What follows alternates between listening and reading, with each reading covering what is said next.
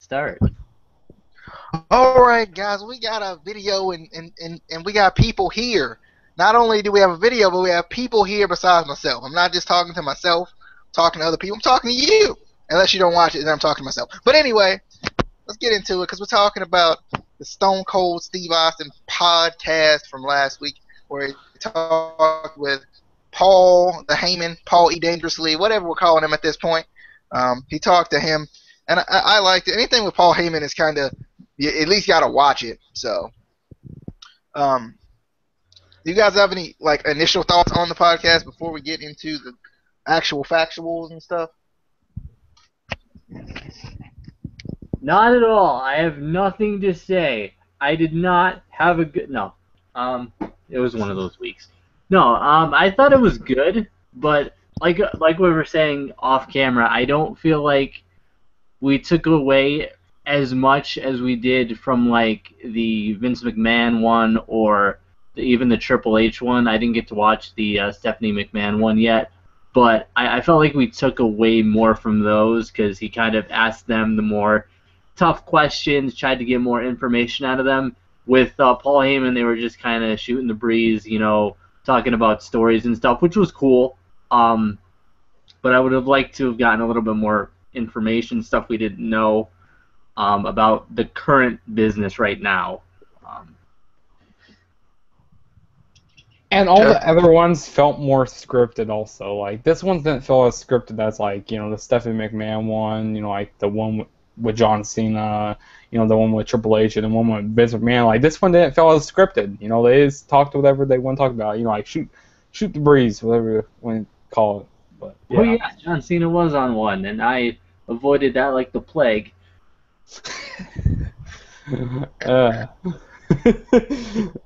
All right, so basically it started out with when they actually met. They talked about how they met, and Paul Heyman said basically, we met in WCW. He kind of noticed furiously, like more furious than everybody else. I thought this was kind of a cool moment, kind of going back to when they met. I think if you know anything about him, that Steve Austin was originally in WCW, then he went to ECW, and that's just kind of where he developed this Stone Cold type of a character that we see today. Any thoughts on the way they met? If you, anybody didn't know that they met this way, I feel like you guys would know that. Yeah, I mean, I like how they kind of talked about that because, he did. A lot of people might not know, especially the younger generation right now, might not know that he started off in WCW and kind of wasn't getting, what he kind of deserved, I guess, in WCW. So, ECW gave him a shot, kind of, and that is where he kind of developed more of a character type of a thing. Unfortunately, when he went to WWE, WWF at the time, they kind of pushed him down again until he, kind of debuted that Austin 316 character, and that's really where he kind of started to skyrocket. So it was just kind of cool that they brought that up. Yeah, I like how they told that he was part of the Dangerous Alliance. Like when Paul Heyman, he picked Stone Cold to be like the last person, like, because he was talking to Dusty Rhodes, like Paul Heyman was talking to Dusty Rhodes on the phone, and like Dusty Rhodes, like he was like, no, it's Paul Heyman. He goes like, you know what, the next big star in WCW is going to be a guy from Texas, and Dusty Rhodes goes like, you know what, that was a great idea I had, so I thought that was fun. So he tried to take that from Paul Heyman. Yeah. Paul Heyman's Dusty Rhodes impression is the best thing I have ever heard in my life. It was Dusty Rhodes. I can't do it. I just can't do it. I was like, I couldn't stop laughing when he did it because I was like, it's so spot on. Speaking of the Dangerous Alliance, like Justin said, they were basically trying to build a new Four Horsemen group around not Bobby Roode, Rick Rude, the swiveling hips and the faces on the tights and stuff. But they talked about how they're missing one piece. Justin basically hit on that. I'm going to continue here. So we got a question I think some of the fans kind of want to know, especially when you get to like Paul's relationship with this person in particular. And I'm not talking about CM Punk, not yet. We'll wait. We'll wait for that. But Brock Lesnar, he said, Austin basically said, "Where is Brock Lesnar? Where is he? You know, what's he doing? When is he going to be back? You know." So I think this is kind of an interesting question. Lesnar is on a part-time schedule, and if you stay away from spoilers, you kind of just wait for the surprise of him to show up. So you know, kind of a cool thing to talk about here. He says he'll be back really soon. This is Paul Heyman speaking. He's been on his farm, which I think is pretty cool. I can't really imagine Brock Lesnar, as big as he is, just being on a farm, just out there ranching with the piece of straw on his lip, you know, in his teeth, just out there doing his ranching thing. He asked him, was he really thinking about going to UFC? He says, you know, Brock had prepared for it, but basically he was waiting on WWE to really strike the deal, which was kind of a cool thing too, because it let us go backstage element where like we don't necessarily know the details of the WWE deal that just happened around WrestleMania time. So I thought it was kind of cool to, you know about what was kind of in Brock's mind dealing with Paul Heyman at that time. He talked about how the recent run, they really enjoyed it. This is kind of like the first time that they really enjoyed it. And he kind of even mentioned why Brock Lesnar loves the part-time schedule, which was kind of cool, where he's talked about, you know, his family and how he wants to stay with his family and stuff like that. He wants to have that time with his family. Any thoughts on Brock Lesnar and Paul Heyman, their kind of relationship, or anything that Paul Heyman hit on there? Not really. It was cool to find out, if you didn't know, that he's a farmer, because I wouldn't have picked that out. But even though he tried to talk it up, he still tried to talk it up as, you know, he's a special thing. You know, you don't want to see him all the time to make it, you know, to dilute it. Still, I don't want to see a guy, you know, on the roster who's only at like 5 shows a year. You know, if you're on the roster, I want to see you on a regular basis. But that's just my opinion. You know, other people may like that he's a part-timer and that you only see him, you know, at the big events occasionally. There are a few guys that I do like that they like that. Like Undertaker was one. You know, they built it up for around WrestleMania. You know, he's not around all the time. But then again, he has been with the WWE for 30, 40 years now, something like that. I don't even know. I think almost 30 years, because I'm 27. But yeah, so he's been there long enough, so I can take it that he's not there all the time, and plus he's getting older, you know. But I still don't like that he's not there all the time, and they're trying to build him up as such a big, popular character. And for me personally, for you to be a big, popular character, you have to be there. You know, you have to perform in the ring and impress me on a regular basis. You can't just, you know, come in, have a great match, and then leave for 6 months. But that's just my opinion. Yeah, I thought it was interesting, you know, when to figure out he actually was a farmer. You know, he had some land in Canada. I never knew that he had land in Canada. And, you know, he has his own farm in Minneapolis. You know, it'd be really cool to see, you know, like Stone Cold, Brock Lesnar, and Shawn Michaels all hunting. Like, have a hunting special on the WWE Network. And that'd be pretty cool to see, you know, like Brock Lesnar being all jacked, you know, like shooting deer, shooting bears, like whatever he shoots, like, and stuff. It'd be pretty awesome. And, you know, that's pretty much the main stuff I got out of this. And, you know, I like that, like, he's kind of a part-timer because, you know, he's like that special attraction. Because if you see him every week, it kind of waters it down, you know, like, you're like, oh, this is boring, you know, I'm seeing him every week. So, yeah, I kind of like that he's a part-timer, which I actually do know when he's coming back, but I'm not going to tell you guys anything because I won't spoil it for you guys. Don't worry, he'll tell you by the end of the show. He always does. Always. Well, it's already announced on WWE.com, so yeah. He's getting closer and closer to telling us. That's what he's doing. But anyway, next we have Paul Heyman basically talking about being Jewish, which he'll do like at any interview ever. He'll mention that he's Jewish. He'll talk about in some sort of form or way that he's Jewish and what Jewish people do and stuff like that, uh, which I think is funny and kind of with Paul Heyman. Austin's next question was, will Paul be on TV more, as far as having another client or something like that. He says he feels like that every time he has another representative, or he represents someone, it's they're kind of in the shadow of Brock. He says it only really worked for CM Punk. Oh my God, he says CM Punk, look out, the lightning is gonna strike. No, you know, I kind of agree with that. It does kind of put him in a shadow. Like, you didn't really see them have the kind of stardom that I guess Brock Lesnar has had, and even CM Punk had the times when he was there. So you know, I thought he was spot on with that question, but I don't know if he really said he was going to be on TV more. I think he said more so if something worked out, he would. So any thoughts on Paul Heyman maybe being on TV more? Maybe not. Casey? I would like to see him more, but I don't know. I kind of would like to see him. I don't know who they could put him with that would work, but I would like to see him with somebody else. Because he mentioned that it worked with CM Punk, but that was a different dynamic with him and CM Punk.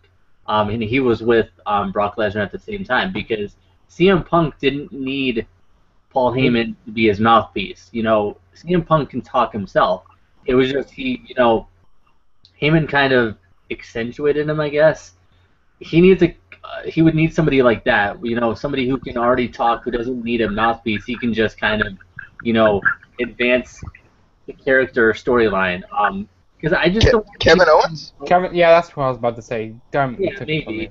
I just don't want to see him coming out every week just talking about Brock Lesnar and Brock Lesnar not being there. That annoys me. It's like, okay, you're talking about him, but where is he? I just don't want to see that. But I would like to see him more. That, you know, I like Heyman more after this interview because he's freaking hilarious. Yeah, I would like to see Paul Heyman more, you know, like be some with someone else, like you said, DJ, Kevin Owens. That'd be pretty good because like he can already talk on the mic. Kevin Owens can, or maybe God, who else is there? Could maybe Neville? Nah, well he's a face. Well, maybe he could be with a face. I mean, but I mean he could pretty much be with whoever he wants to be. You know. I think it would be cool if he, you know, went like managed somebody on NXT, like possibly Baron Corbin, because we see a little bit more of Baron Corbin's mic skills, and he's not bad on the mic. I just think they don't. Do you mean boring Corbin? Why did we invite him back? That's what people say on the shows. I like him. I like Baron Corbin. You know. I'm not the match he had with Rhino wasn't the best. Yeah. I don't know. But I feel like if he managed somebody on NXT, that would help them even more. You know, just helping NXT even more. You know, getting even more views. You know, and it would give him something to do while Brock's not there. And Paul Heyman said he could pretty much help out. Like he'll pretty much help out. Like if you ask him to. You know, like if he asks like for tip, like you go up to ask him like for some tips and stuff. Like he'll help you out and stuff with that. Pretty much. Indeed. So, basically, they did talk about Punk a little bit. Basically, talking about how do you see his UFC run going? He talked about how Punk kind of sees it as a challenge, and you know, Punk always is looking to take chances, regardless of if he's going to fail or he's going to be successful. He's going to work hard at it regardless. So, any thoughts on? I guess this is the first time we really got a chance to talk Punk in UFC. I'm definitely interested to see what's going to happen with it, but any thoughts on what Paul Heyman said, or do you have any personal thoughts of your own about that? I don't know. There was there was a UFC fight they were trying to get together, and I guess for some reason Punk didn't want to do it. But it was CM Punk and fucking what is his name? Jason fucking David Frank, I think. Yeah. 90s kids will know him as the Green Ranger or the White Ranger in Power Rangers, who is now in UFC, and is actually really good. I just wanted to see that because I felt like that'd be cool for like nostalgia, wrestling fans who grew up in the '90s. That would be really cool. But I haven't seen really a lot of CM Punk's anything in UFC to really know, even his training. Because I don't think they said he's officially started yet. Like he's been training, but I think he starts in September. That's what I heard from some people. um, Because there's gonna be a show in Chicago.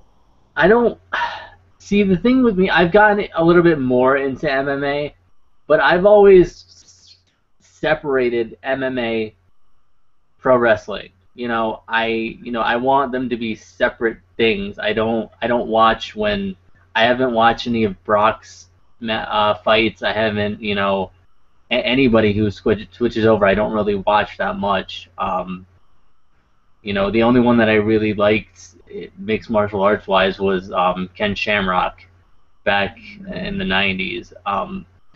But as for, I'm not really excited about the crossovers that they try to pump up so much. But it would be cool to see, how well he does. Hopefully he does well, or better yet, hopefully he sucks and he's forced to come back to WWE. Yeah, well, I like that CM Punk is going over to the UFC. I think that's pretty good. But I like how Paul Heyman said, he can win the match, or he can get his ass beat and he can come back to WWE. Well, he didn't say that he can come back to WWE, but maybe he should get his ass beat and come back to WWE, like Casey said.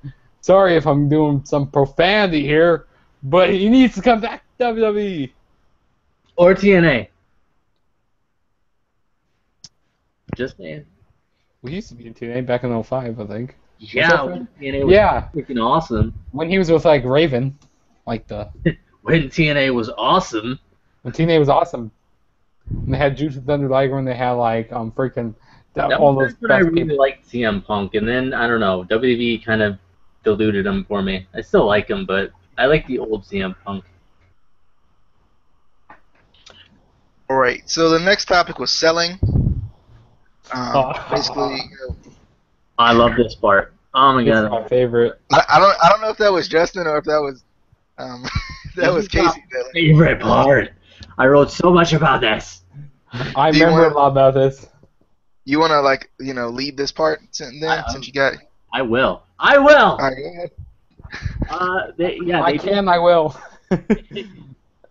But yeah, they did talk about selling, especially the DDT, because back the 80s, early 90s, DDTs were really effective. You got a DDT and you were down for a good bit of time there. Heyman mentioned that Rocky Johnson, the Rock's father, his finishing move was a simple drop kick. Harley Race's finisher was a simple suplex. Not any special suplex, just a suplex.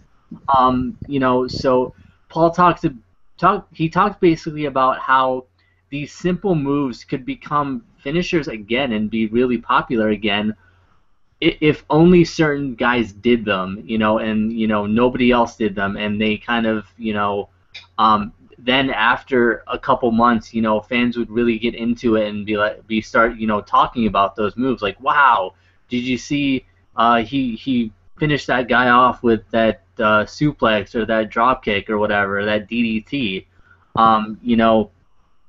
He says that moves will get over if the performers sell it and put them, and the announce team puts it over well. But then I thought about it, and right there kind of therein lies a problem that I saw. The announce team that we currently have sells everything way too much. They don't just sell big moves. They sell the whole entire show, especially Cole. Like, you can pick your nose, and he's like, "Oh my God, he's picking his nose!" Like, that's why I always liked Jr. and King, because they sold the really big moments, and they did it perfectly. The rest of the show was really good with them, but it was kind of toned down. When Austin did his stunner, Jr. and King would sell it like it was something amazing, and then all the other moves that Austin did were cool, but that's how they sold matches. And I think the announce team kind of needs to rework how they sell things and not sell everything so big, so that those other moves that we're trying to, get more legitimacy again can be built up again. And also, the guys in the ring need to sell it more. If you get a DDT, sell it. If you get a dropkick, sell it. Don't just pop right back up. If you get a suplex, sell it. Don't pop right back up. And they talked about, just how moves have evolved over the years, and how, like we said, a DDT 25 years ago could be a finisher, and now, people get DDTs and they get back up, and it's like, what's the point of the move if it doesn't do anything anymore? We need to build them up again. So I really like this, because that's one of our problems, wrestling fans. People don't, we see these guys who don't sell. John Cena. And it sucks. What do you guys think? Justin, you want to take this one, or you want me to? Here. What? Sure, you can go. Yeah. All right. I like this. I thought it. It kind of did hit a point. That was at home a little bit. Because you don't kind of see those like I think even as a wrestling fan today, there's some moves like that finish off an opponent. I'm like, I just don't. I'm like, no, it doesn't work. Especially with some of the crazy moves and stuff that we see in wrestling today. Like I feel like some of the moves that you'll see that kind of finish a match, you're like, wait, well, I don't think that was supposed to finish that match.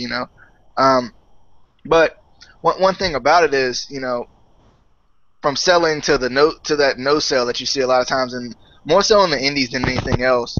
Especially like when you see, I see it a lot in Ring of Honor, when you see you see somebody hit a move, somebody no sell that, hit another move, and then they kind of go back and forth with the no sell. Like it kind of adds to the match a little bit, kind of at the end, if it's used right. It depends on when it's used and who uses it. I think selling is always important. But I think the power of the nose tail is also kind of a thing that I think in this new generation, I guess you could say, of wrestling, we've kind of grown to like. I think that kind of puts on some of the best finishes, the nose tail a little bit. I do agree that we do need some moves that are kind of simple to be those moves that get sold and put over, but I also feel like that nose tail is still really important, and at times, not all the time, but at times. That's all I got. Yeah, I don't like when people do no sells. They bear when you said about with Jake the Snake Roberts, using the DDT as his finisher. If you're no selling the DDT, you're just burying that Jake the Snake Roberts, you're burying his finisher. With back suplex, when they take suplexes, they just pop right back up their feet. But like you said with the indies, me and you a few days ago, we were watching some PWG highlights, and a lot during the indies, they were doing some no sells, which I kind of do like when they do some no sells during the indies, because it adds more to the match and the crowd gets more hype, and that makes me get into the match more. Because I freaking the Young Bucks, when they do their super kicks to people and they no sell it, it's hilarious sometimes. But like I said, sometimes they don't need to always oversell a move. I don't like when they oversell a move too much. Sometimes if they oversell a DDT, like it doesn't look like that will beat somebody. You know, like I wouldn't like to see more devastation to beat someone, but yeah, I mean, there's times that there should be no cells and there's times that there should be cells, like at right points of the match. But don't you feel like that's a that's a thing we've kind of as a as wrestling fans grown into? That kind of we need to see so much devastation. You need to go through a flaming table wrapped in barbed wire to win the match. Like I feel like we've kind of just. But I think, well, I mean, I can say with my generation because I'm older than you guys. I mean, I was alive, still in the early '90s where some of these simple moves were still being done. So I kind of like a little bit of the simplicity of just like a drop kick or a DDT, and I do like the more extravagant moves, but something as simple as like a super kick, is cool, which is a simple move, but it just the devastation that it looks like it's so devastating. So it has to be a good mix. I like, for example, Drew Galloway. Perfect example. His finisher is, really simple, but the way he sells it and the way his opponent sells it makes it look that much more devastating, And another good example is Dean Ambrose when he does dirty deeds. Exactly. It's how you sell it and how your opponent sells it. That makes a move basically, I agree. I definitely agree. So next week they talked about promos, and basically kind of what's missing from promos today. Paul says, where's the money in the promo? It's about what you're selling, what you're trying to get across to the audience. He says today it's kind of too much of a lecture and not enough engaging of the audience. He brought up his own experience with, ladies and gentlemen, I'm Paul Heyman. They know who I am, and I'm the advocate for Brock Lesnar. They know, what I do. They know, exactly who I am at that point. And I agree with that, but I also think that you don't have to, go with that introducing type of a thing every time, because it works a lot better, I feel like, with heels a little bit, just because it can get annoying and it can just frustrate you a little bit. But, I think it depends on who it is. It's kind of how it works. Because even I introduced Dolph. I don't know if you guys remember, the "Hey, I'm Dolph Ziggler" thing that Dolph Ziggler used to do when he first debuted. Do you know who I am? Yeah, that as well. I think it just really depends on who's doing it. There can be some things changed about the promos today. Besides one, they're too long at times. I think we can all agree on that. But any thoughts on Paul Heyman's promo coverage or your promo coverage? I like this. I like how, like you said, they talked about how it's about what you're selling and how you're selling it, and making sure that basically there's something to bounce off of, and make it sort of work and make sense. Because if you're just talking about any random crap, we're not going to care. It has to make sense in that storyline, in that moment, Heyman basically he talks about how you have to engage the crowd, which I agree, and not just go out and talk about last Monday this happened, blah blah blah, because that just gets boring. We saw last Monday, we saw what went on. You have to kind of engage them more, and I feel like it is a little bit easier for heels, just because and a lot of WWE superstars, other professional wrestlers have said it is easier to be a heel in a way, and they like being a heel in a way a little bit more, because when you're a heel, all what you're trying to do is basically get heat. You're trying to build up that heel character, which is so much easier to do than being a face. All you have to do is kind of if you're going to a certain city and that certain city's football team has a rival. You know, I mean, if you're going to Baltimore, all you have to tell them is, that the Steelers always beat Baltimore, and you're gonna get heel heat. So basically, that's how I feel. It's a Or lot. if you're going to Indianapolis and you say the Colts suck. Or if you say the Patriots are always going to beat the Colts. Whoops, I didn't mean. I'm gonna kill you and John Cena. Sorry. No, Okay. but that's just what I think. Is it's easier for heels to kind of do promos in a way, just because all you're really trying to do is build up heat. You don't have to try to build up the crowd um, but I like this. I like that they're talking about promos and um, not not just going out to talk just to talk. Have meaning for what you're talking about. Make it make sense. Make us want to engage and listen to that promo. Because I don't know about you, there's been many promos that I watch for about a minute and then I fast forward right through it because I don't care. You have to make the crowd care about what you're talking about. Basically, is what they were trying to get across. Yeah, I like that they talked about, like with the promos, like it kind of reminds me of like back in school when I used to like write papers, like we had to like tell, like what the main idea is of our paper and blah blah blah. Well, this kind of reminds me of like what a promo is, like you have to like engage, like you have to like tell what you're like who your name is, like what you're there to advocate for, like how Paul Heyman says, I'm the advocate for Brock Lesnar. So we already know what his name is, and we already know, like what he's there for, and and we already know what he's going to talk about. And I like that, and I like how he says like not everybody should go out there and talk like for like a 20-minute promo, because like not everybody needs to be on the mic.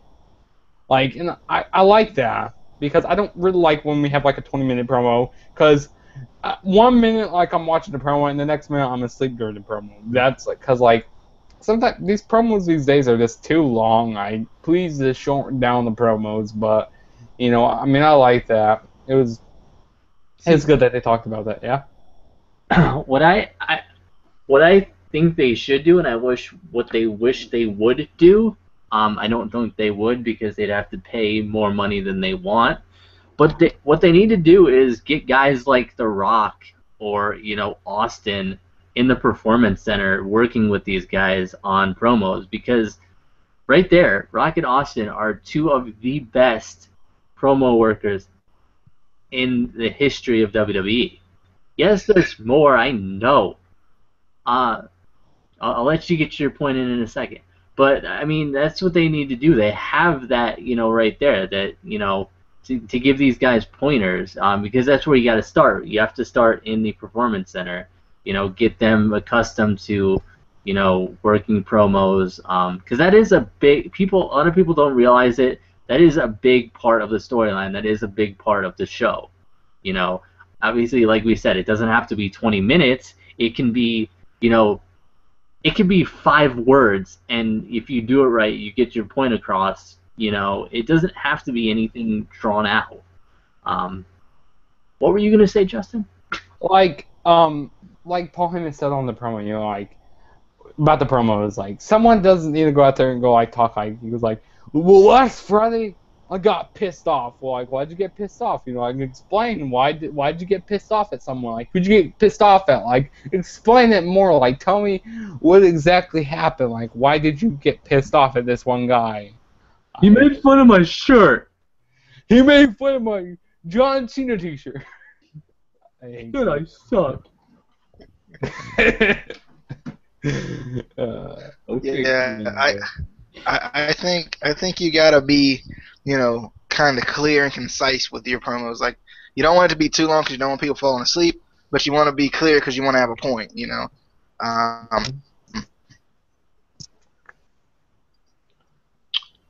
You put the Steelers ever and positively drawing heel heat from me.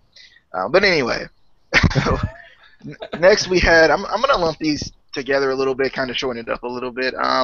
Vince and Paul's relationship, talking about how they're kind of better than ever at this point because they don't see each other all the time. and he doesn't tell him how to save the business like he was after ECW. Because if you think about Paul Heyman right after ECW, he's kind of, still hanging on to his company even though it's gone. When what you love is gone, you still gotta reminisce about it a little bit, and you still want to try to you want to help as much as possible, but then again, you kind of go back to your old ways as well. Um, and then we had him talking about how he was the head SmackDown writer, making SmackDown the A show. He said he kind of knew it when people were calling, or the announcers were calling Raw the B show. And then the Paul with the new ECW, how he didn't really like the new ECW. He was kind of he felt like his run was over. He felt like he had lost his love for the business. He was run down and he was tired. He was just done with it. I liked all of these things here. I like how he talked about Vince and his relationship. And I think we can kind of tell that it kind of has gotten better over the years. Him as the head SmackDown writer. Yeah, I think we kind of know when he was the head SmackDown writer when it was actually good. Just saying, when it was actually worth watching on a weekly basis. Well, back in And then the new ECW. Back in the '90s, SmackDown was actually worth watching better than Raw. Yeah. And then lastly with the ECW thing, I never really liked the new version of the ECW, just because I think it kind of disrespected the original ECW a little bit after like that first one night stand and that first like reunion type of a thing, and they tried to like make it into something it really wasn't. I think that really kind of just disrespected it. I don't know if it meant to disrespect it, but it did. You guys got any thoughts about those three things there? Casey? I did not like the new ECW at all. It was, first of all, just the setup of it and like how they, it was too WWE. It was too bright lights and flashy. When you think of ECW, you think, an old like theater or whatever, that they rent out for the show. Like think of in New York at the Hammerstein Ballroom. Yeah, that's exactly what I think of, the Hammerstein Ballroom. You don't think a big arena with a big fancy set. And I think they did disrespect it, especially, I think was it the New Bloods versus the Originals or something like that? That was at WrestleMania 23. I just felt like that was just disrespecting the Originals, and the guys that were the new guys weren't even that good. It was just overselling them over the old guys. Wasn't Punk a part of the New Bloods? I don't remember, but I think it was like Elijah Burke, like CM Punk, and like someone like Kevin. What was his name? The vampire dude. It was like something Brown, like this guy named M. Like start with the M, like Monty Brown. The Pounds, baby. Come on. Yeah, that's who it was also. I don't know. I just never really liked it. I would have been pissed if I was Paul Heyman personally, just because it felt like it was just shitting on it. It's safe. I was one of the person part of the New Blood. I would go like, no, I don't want to face these old guys because I don't want to be disrespect them. Like, it's a slap in the face to these ECW legends. Like, just they should have never had that happen anyway, and they should have never had ECW like go over like the WWE because like they should have had those two shows and that should have been all. If you think about it, back to what you're saying. They couldn't have said anything. They were too young in their careers to really have any say in the company. Even if they said, "Hey, I don't want to do this," WWE would have been like, "We're doing it," because it's Vince. But I don't know. I felt like CM Punk was the only good thing that came out of that new ECW because that's really where he debuted in WWE. But I just, as for him being the head writer for SmackDown back when it was good, I think, if he's not really doing that much with, Lesnar not being there, why don't they do that?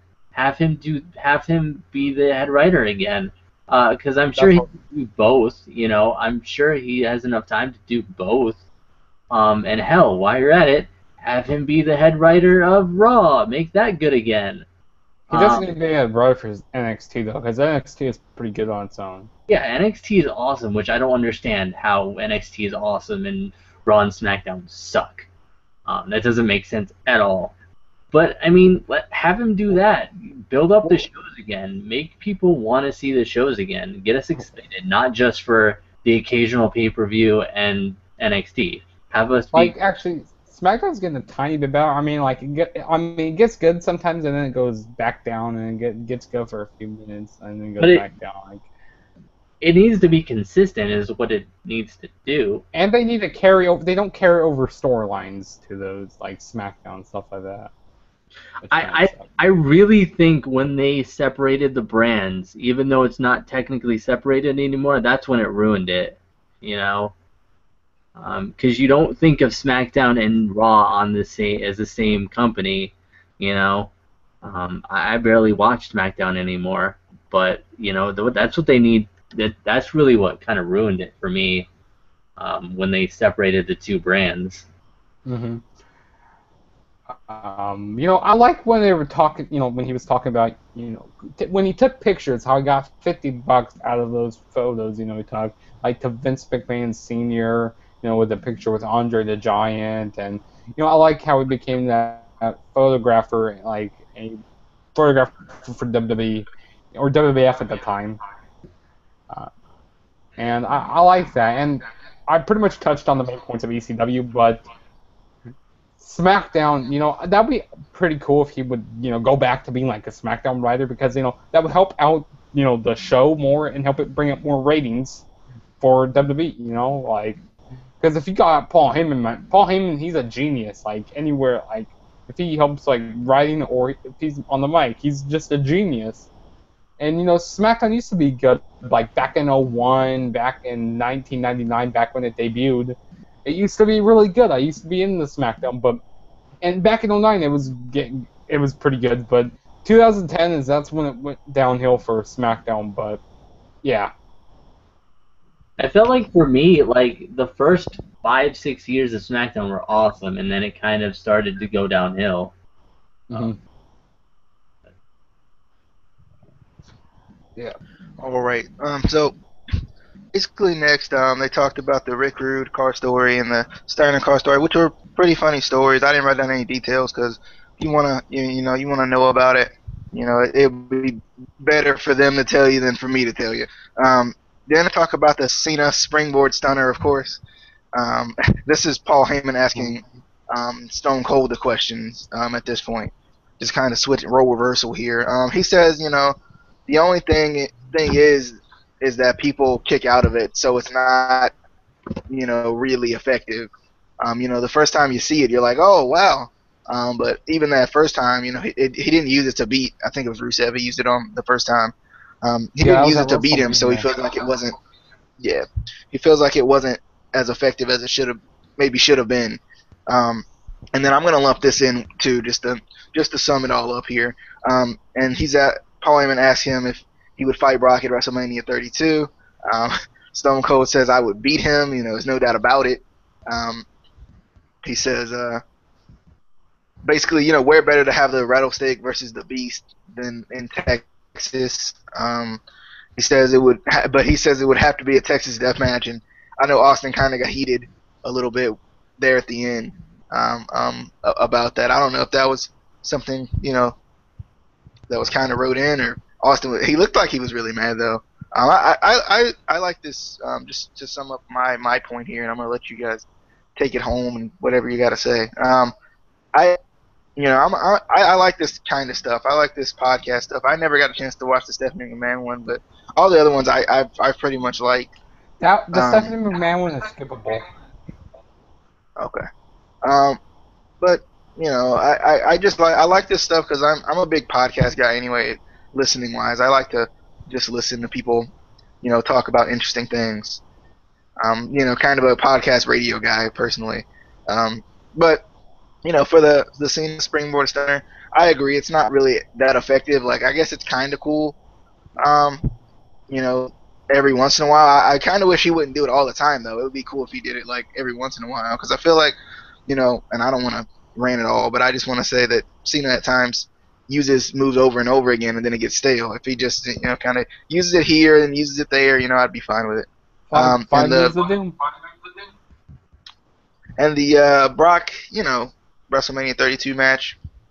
I don't know. I don't really see it happening. I think this is kind of a teaser, maybe. It would be cool to see it because Stone Cold's my boy, but Everybody's a boy, DJ. I mean, but Stone Cold was my boy before my boy even happened. even was a thing for me. If that makes any sense. But go ahead and any other thoughts you guys have on those 2 points and any closing thoughts, anything like that? Yeah. I like how, Heyman asked Austin his thoughts on the Cena springboard, and it kind of went back to when they were talking about selling. His opponents don't sell it. He doesn't sell it well enough to make it, seem legit. It was cool the first 2-3 times he did it, but now it's kind of, like you said, it's getting a little bit stale. It's when he uses it over and over again, much like the throwing of the steps that he was doing for a while there. It was awesome the first 2-3 times, but then when he was doing it every match, it's like, okay, stop. And then, when Austin mentioned that he liked Cena, my childhood died a little inside. I cried. It was a dark day. But as for Austin versus Brock, WrestleMania 32, I think it was more of a kind of a teaser because I don't know, maybe he's better now, but I thought Austin couldn't compete anymore because of his neck. I thought he was forced to retire because his neck was. I thought it was his knee also. No, I think it was his neck and because I remember in an interview he was talking about it and how for a while, right, a couple matches before he retired, he was getting like numbness in his arms and just he wasn't doing well, and it was because of the neck injuries that he's had. So I thought he couldn't compete anymore because of that. But maybe it could have gotten good enough that maybe he could have one more match. That would be awesome. But I guess we'll see. They always tease these big, huge matches, and then we never get them. Or we get them and they're not as good as we expected them to be. So, I don't know. It would be cool, but I'm not going to hold my breath because I'll probably die. Now, so my opinion on the stunner that Johnson is using, I really, it was cool the first 2 or 3 times he done it, but it got overused, like when they kept using it and using it and using it. Like, it reminds me of him using the 5 Minutes of Doom, because I remember him Johnson talking on the Chris Jericho podcast. Was he on Chris Jericho podcast? Yeah, he goes like he needs to shake it up a little bit, so to keep it as a 5 Moves of Doom type of thing. But he needs to quit using it so much, and it looks like he's going to injure someone or injure himself. Yay! Hopefully he injures himself. No, I don't wish injury on anybody, but he just needs to quit using it so much. And the thing with yeah. I disagree with that. Not that I want him to get injured, but I feel like that's the only way we would get him off of our TVs. Just saying. Yeah. And the thing with Stone Cold and Brock Lesnar, I thought was just the work. I don't think they're really going to have a match. And I don't really want them to have a match because I want the younger talent to be noticed more on the show because one of these days is old people, old guys are going to be gone. Like Cena, like Brock and Stone Cold, all these guys are going to be gone. And all these guys are going to be gone, and we need the younger talent to be there. But that'd be pretty cool to see one more match with Brock and Stone Cold. That'd be pretty awesome to see. But I just don't really see it happening. Maybe, who knows? But if I would go without eating if that match would happen. Yeah. All these old guys that you're talking about, sir, that you're saying are going to be gone, they've all been, well, except for Cena and Brock, whatever. But all the other old guys have been on WrestleMania. Do you know what WrestleMania is? Showcase of the Immortals. They're immortal. They're never going to die. They're never going to leave. Don't you ever say that again. It's the Super Bowl. Sorry, I had to go on a little rant there. They're immortal. They're never going to die. They're immortal. Hulk Hogan, immortal. All right. Hogan's going to die. I think that was a good way to wrap it up with the Immortals. Speaking of that, go play WWE Immortals on the Google Play Store or the. Hey! You're about to get us kicked off this. We're not sponsored by WWE Immortals. Like how I like to play the music, he likes to sponsor video games. No, I can promote WWE Immortals if I want to promote WWE Immortals. Hold on, give me I bet you they're probably crying because I promoted them. Oh no, not more people. Give me 1 second here. Hold on. La la la la. He's gonna play music. La la la la la. No, I'm not. No, I'm not. I was joking, but anyway.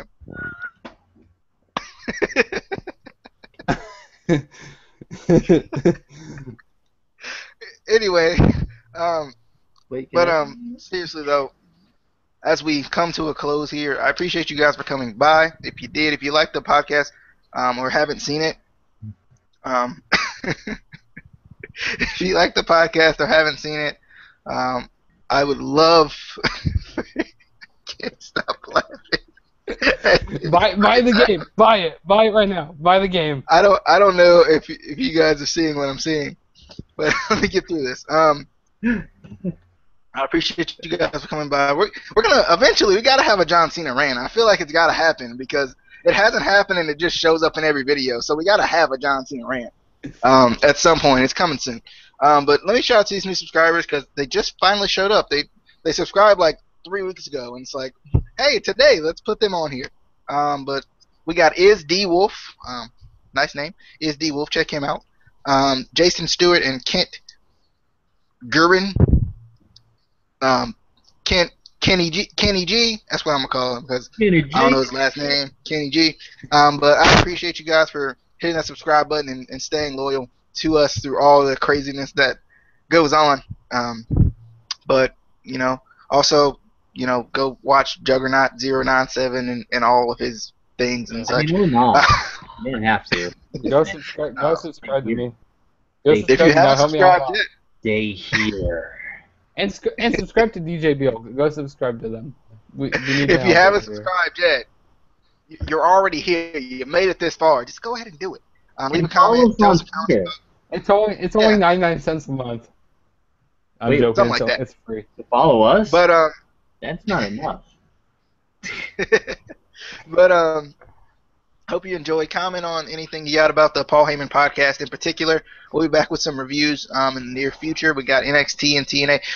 I'm not sure if we're going to do NXT and TNA since they're going to be like coming up really soon. And I know Casey's been out of town, so we haven't been able to do much. That's okay. It's fine. We may not do it for this week, but we may do something like short at the beginning of the video and do something like that. We'll figure some things out. I will talk to you guys later. Say bye to the people. Say bye.